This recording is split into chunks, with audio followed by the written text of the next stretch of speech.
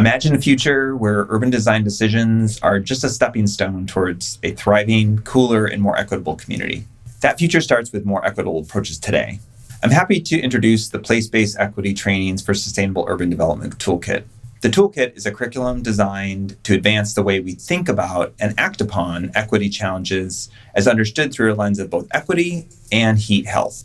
Aimed at educators, students, and practitioners, this toolkit is your guide to build your skills for meaningful sustainability and resilience outcomes.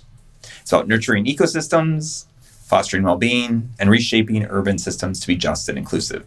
Hi, my name is Paul Cascio, and I'm faculty at the Design School at Arizona State University.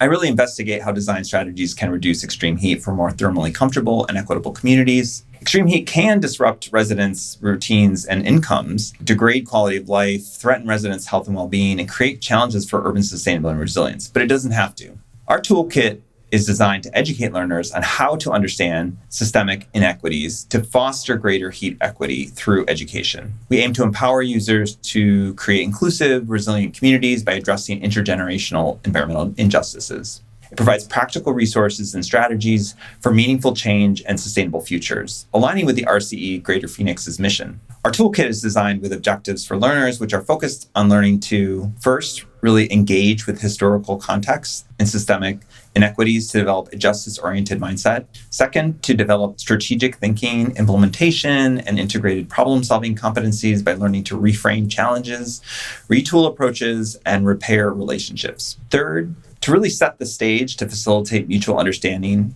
and productive collaboration among diverse participants and provide guidance to lead applied learning projects within your own initiatives. So how does it work? The toolkit content is based on a partnership between the City of Tempe, ASU, and community-based organizations to tackle extreme heat in underinvested neighborhoods in Tempe. In these neighborhoods, the sun and heat makes walking and even living very dangerous. Yet personal and diverse heat stories are largely untold, but they're really critical to understanding the whole story of heat inequity. So we created equity trainings to facilitate a more meaningful learning journey about place-based equity. Now we'll review how we reconfigured those materials for this toolkit. All these sections in the toolkit are intended to be iterative and not necessarily linear. So in the first section, it's about doing our homework. It's about informing ourselves about place-based equity challenges. And for this, we use Dr. Rosario Jackson's Reframe, Retool, Repair framework and coupled that with the latest research on equity challenges on issues such as heat. Both resources are provided in the first section. Using this framework, our team reframed the heat equity challenge by talking to people working on equity issues and collecting and reading up on equity issues from libraries, equity reports, and reputable online sources.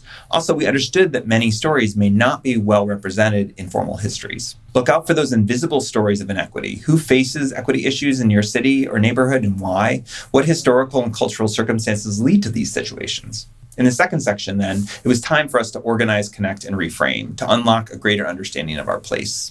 This was critical to our partnership. How could the work be better coordinated and inclusive? How do we reframe heat inequity with new perspectives? What role do retooling approaches and repairing relationships play in this work? The partnership depended on connections by co-creating equity training. One module is provided as an example in this section. We began by co-documenting the historical and systemic roots of heat inequity in Tempe. We explored the impact of colonization, segregation, and infrastructure decisions on their built environment.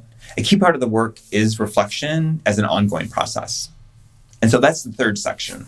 Next, we reflected, discussed, and acted before we co-designed to ensure more meaningful design conversations. In all these stages, we learned how to approach our work from a very reflective stance.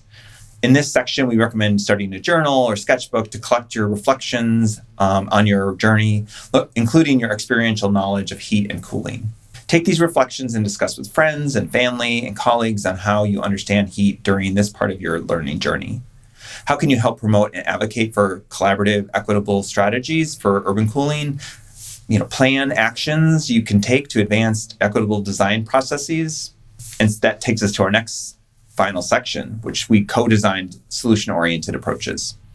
A solution-oriented approach to sustainability can guide communities to focus on synthesizing their knowledge and design interventions considering both intra and intergenerational obligations that we have.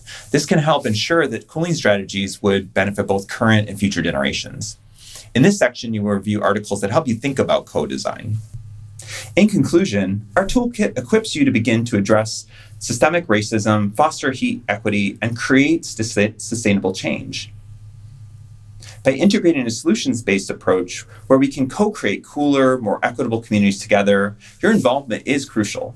Take the first step by downloading the toolkit, joining our collaborative efforts, and sharing your experiences. Together, we can and must build a just and resilient future.